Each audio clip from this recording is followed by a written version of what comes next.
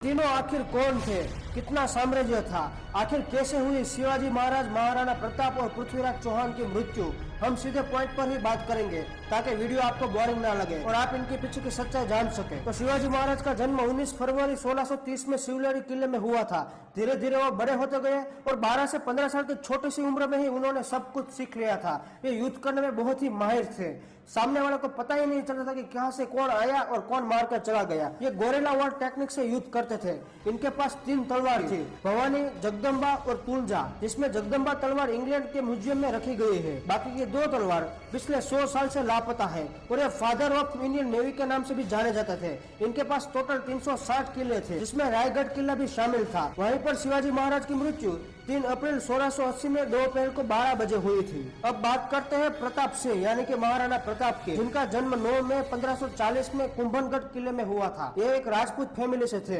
बचपन से ही बड़े ही वीर और शौर्य थे। इनका अकबर के साथ कई बार युद्ध हुआ, लेकिन अकबर कभी जीता नहीं और महाराणा प्रताप कभी हारे नहीं। ये पूरे 7.5 फीट के थे और उसके घोड़े का नाम चेतक था, जो उस समय पर सबसे ज्यादा तेज दौड़ने वाला घोड़ा था। उसके कवच का वजन 70 केजी था, जूते का वजन 10 केजी था, तलवार का वजन 10-10 केजी था और भाले का वजन 80 केजी था। एक बार अब्राहम लिंकन भारत आ रहे थे, तब उसकी माँ ने कहा, बेटा तुम कहाँ जा रहे हो? अब्राहम लिंकन ने कहा, माँ मैं भारत जा रहा हूँ। तब उसकी माँ ने कहा कि तुम मेरे लिए हल्दी घाटी की थोड़ी सी मिट्टी ले आना, क्योंकि मैं महाराणा प्रताप को इसलिए पूछती हूँ कि इन्होंने आधे देश के बदले में एक छोटा सा मेवाड़ अकबर को नहीं दिया। 57 साल की उम्र में शिकार करने से चोट लग गई और इलाज के दौरान उसकी मृत्यु हो गई। जब उसकी मृत्यु हुई थी तब अकबर भी रोया था और कहा था कि मुझे अफसोस है कि मैं कभी भी महाराणा प्रताप को नहीं हरा पाया। अब बात करते हैं पृथ्वीराज चौहान की। इनका जन्म 1149 में गुजरात में हुआ था और ये पूरे 7 फीट 4 इंच के थे और पृथ्वीराज चौहान ने मोहम्मद गोरी को 16 बार हराया था, लेकिन हारने के बाद पृथ्वीराज चौहान उसको माफ कर देते थे। लेकिन जब 17वीं बार युद्ध हुआ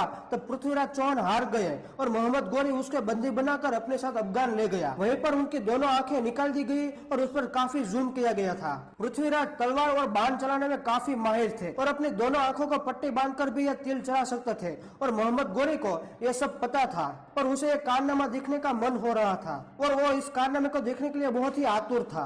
तब मोहम्मद गोरी ने पृथ्वीराज को बांध दिया और पृथ्वीराज चौहान के पास अपनी दोनों आंखें नहीं थी, उसके बावजूद भी मोहम्मद गोरी को एक ही तीर के निशाने से मार दिया। उसके बाद वहीं पर ही पृथ्वीराज चौहान की मृत्यु हो गई। तो दोस्तों ये थे हमारे भारत